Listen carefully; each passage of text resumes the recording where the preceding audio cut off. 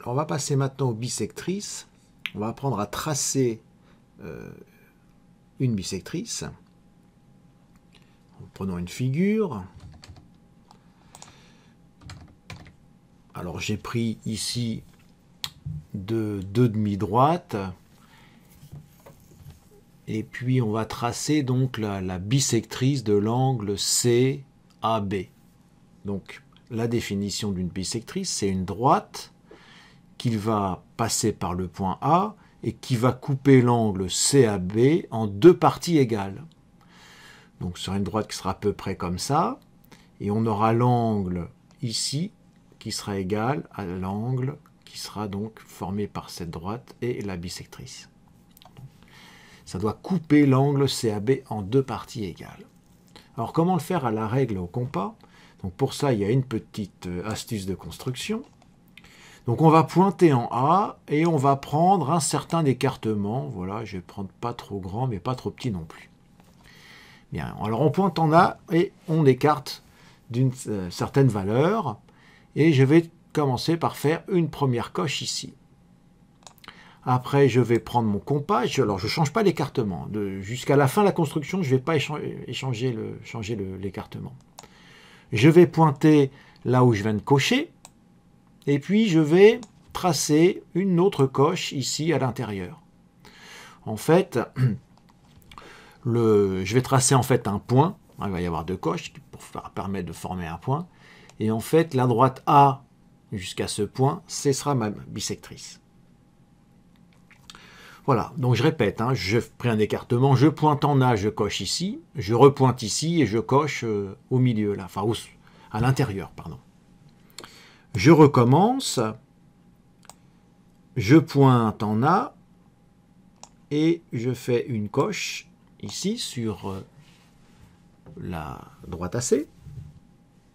Puis je déplace mon compas, je pointe là où je viens de cocher, et je vais faire une coche ici pour obtenir mon point d'intersection. Donc ce point-là est intéressant, je vais lui donner un nom, je vais l'appeler D par exemple. Alors pourquoi il est intéressant ce point D? On va le démontrer dans quelques instants, mais en tout cas, je trace ma bisectrice ici, c'est la droite rouge. Donc nous avons cet angle-là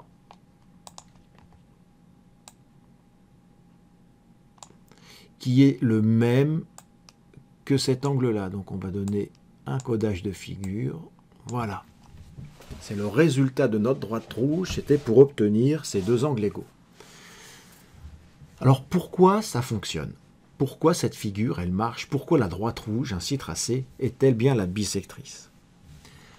Alors c'est assez facile, c'est comme d'habitude avec les triangles isométriques. On va tracer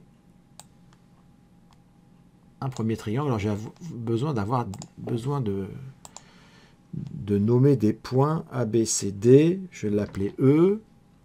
Et le point ici, je vais l'appeler F. Bien.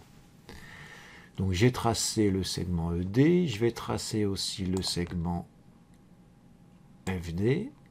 Voilà. En fait, le secret, c'est de considérer ces deux triangles, AED, et le deuxième, ADF.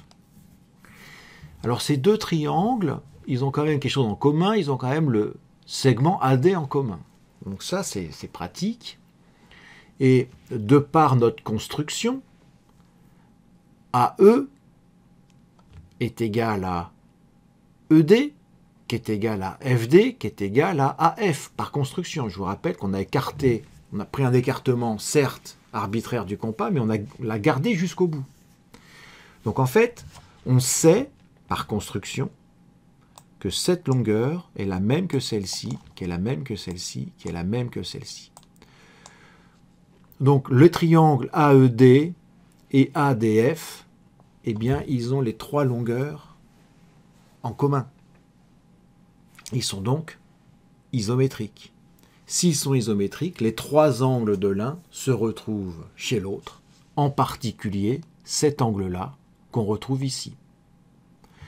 Alors de même, on a prouvé aussi que cet angle-là est égal à cet angle-ci. Hein. On ne l'a pas écrit, mais c'est vrai. De même que cet angle-là est égal à cet angle-ci. Mais ça ne nous intéresse pas ici. Voilà pourquoi notre figure fonctionne. En fait, on a tracé finalement un quadrilatère dont les 4 côtés sont égaux, c'est-à-dire un losange. Et dans un losange, la diagonale, ici comme on peut le voir, la diagonale de notre losange, eh bien c'est une bisectrice.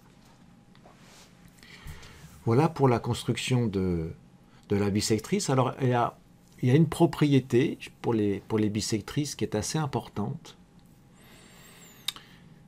C'est que le point D, il est à égale distance des droites AB et AC. Alors si vous vous rappelez, comment on définit la distance d'un point à une droite, si vous vous rappelez comment on l'a fait, on le fait avec le projeté orthogonal. Il faut faire le projeté orthogonal de D sur la droite AB. Ça nous donne un certain point H. De même, le projeté orthogonal de D sur la droite AC, ça nous donnera un point I. Eh bien, le segment DH est égal au segment, enfin, la longueur du segment DH, pardon, est égale à la longueur du segment DI. Alors, pourquoi me diriez-vous? C'est encore la même chose. Il faudra faire un travail sur les triangles isométriques.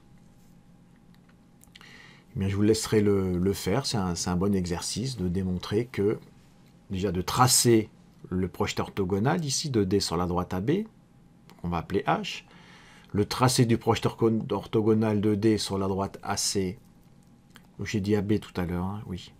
Donc sur la droite AC, maintenant, c'est le point I. Et en considérant des triangles, montrer que DH est égal à DI. Alors c'est pas très difficile, hein, c'est le même principe. Hein, vous avez, ça, ce sera un côté du triangle. Là, vous aurez un deuxième côté. On va prendre bien sûr les triangles ADH et ADI. Vous avez une longueur en commun. Vous avez un angle qui est identique. Eh bien, je vous laisse poursuivre. Enfin, c'est pas très difficile. Voilà pour cette partie sur les bisectrices.